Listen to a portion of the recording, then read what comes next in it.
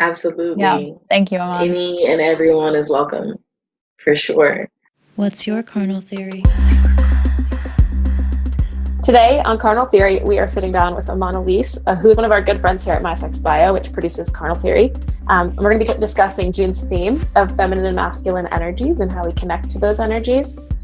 Amon is a spoken word poet, a tantric practitioner, a certified yoga instructor, and perhaps most excitingly, she is a facilitator at the My Sexual Bio studio, which is where she is currently facilitating a weekly discussion series called In the Mood Mondays, and we will talk a lot more about that later for sure. But first, hello, Amon, welcome. So good to see you here. We can't wait to talk about this theory today. Hi. I'm also really excited to be here. Thank you for having me. So Amon, could you kick us off and share the theory that you have brought to us today? I do preface this by saying I'm always for however people want to identify, whether it be gender or their sexual preference, et cetera, but I'm also someone who of extreme logic, and these battle all the time with each other. They never disagree, but I always like to investigate the intersection of the devil's advocate versus whatever I'm currently thinking about. And so one of my thoughts popped up the other day, and it's been keeping me up at night, and is sexual preference a peak form of sexism? Like, by saying I want this particular gender or this particular sex, and that's the only gender/sex I will engage with romantically or sexually, are we being sexist? What have been some of the conversations that you've been having? I'll start with the most extreme conversation, like how far it got. One of my friends mentioned, if that's the case, and if we are accepting as truth that gender is on not a scale, but a spectrum, then I can be, on one end of it and still define or someone else could perceive me on one end of it, and I could still define myself as a woman, and it still be true if it's all on the spectrum. And I was like, okay. And they're like, if you're gonna accept that, then does that mean, will we ever get to a point in our lives where you don't have to sexually transition in order to be considered one or the other sexually as well as gender-wise? And I was like, we're kind of there. You are who you say you are. I believe that 1,000%. It came out as a little weird because they were saying if we abolish body standards, if we abolish societal norms for what a body should look like, and everything can then be defined as everything else, and by everything I mean like your gender can be defined as however you'd like, does that eventually, he was, in my opinion, I took it offensively. Like, I thought he was questioning what transsexuality stood for and what it meant. And he's like, well, if people are experiencing body dysmorphia, but at the same time we're saying that your body doesn't matter on a scale of male to female or a scale of woman to man, it doesn't matter what your body looks like as long as you say that. And if the society progresses to a point where everyone is on the same page about that, does it matter whether you have a penis or not to define yourself as a woman? Or does it matter if you have a penis or not to define yourself as a man?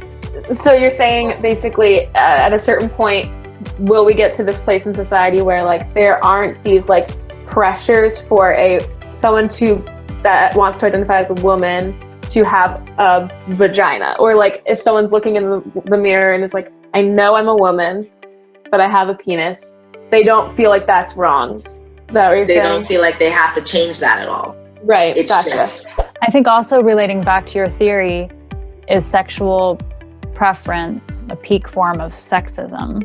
I think that, again, this really interestingly illustrates what I definitely see as a disconnect, although I think there's some change happening, of what we perceive as gender roles, basically, and that's where that sexism lies, versus masculine or feminine energies that we might be attracted to in a person. And I could find myself attracted to a very feminine male identifying person. You know, I might find myself attracted to a very masculine female woman identifying person. You know, their energies is really what, and we all have a bit of both, but it's that energy that actually dictates who you are, not what you're identifying really as or what body you're walking around in. So I think that this theory is really interesting. Thank you for bringing it.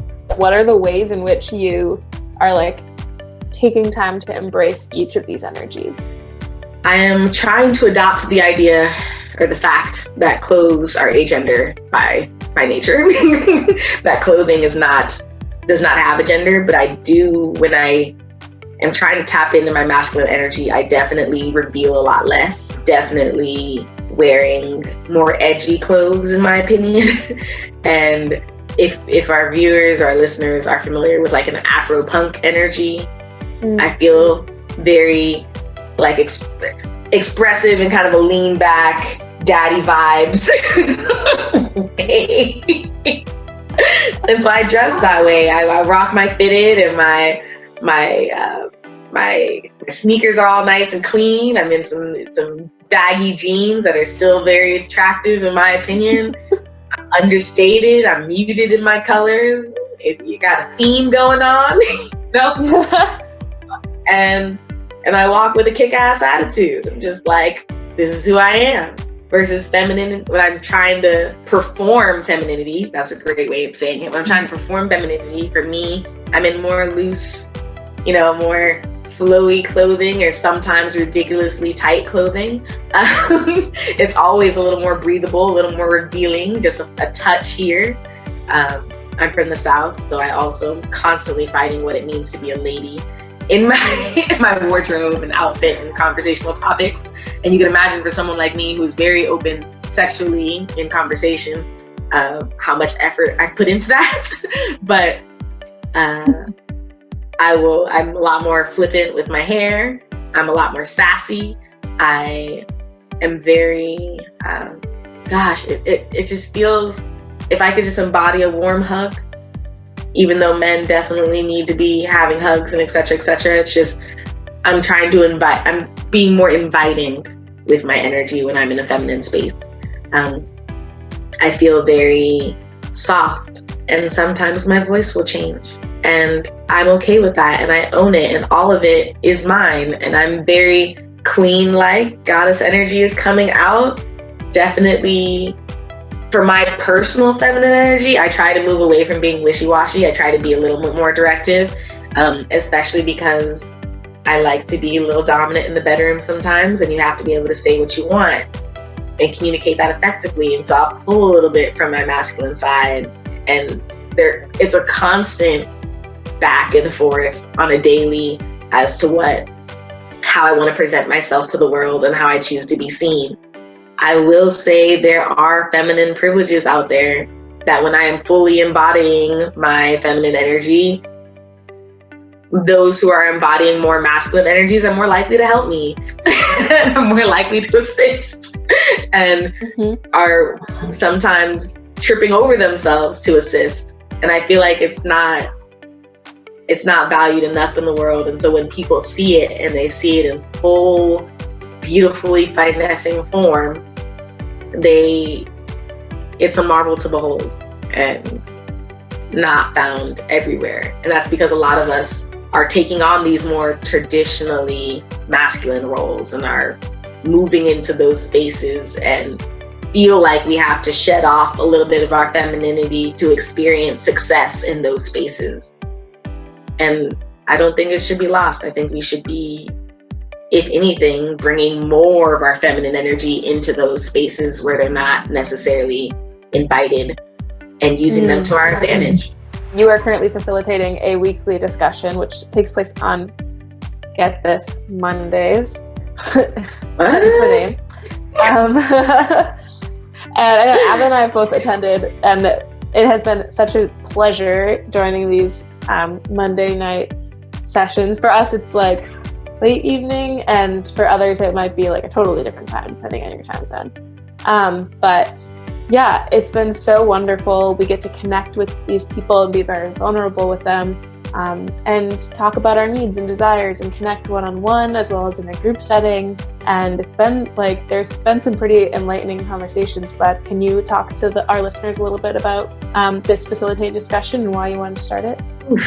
Why I wanted to start it? It's probably why I wanted to start doing anything in the sexual sphere of work. I just feel like people need to have better sex lives. It's 2020.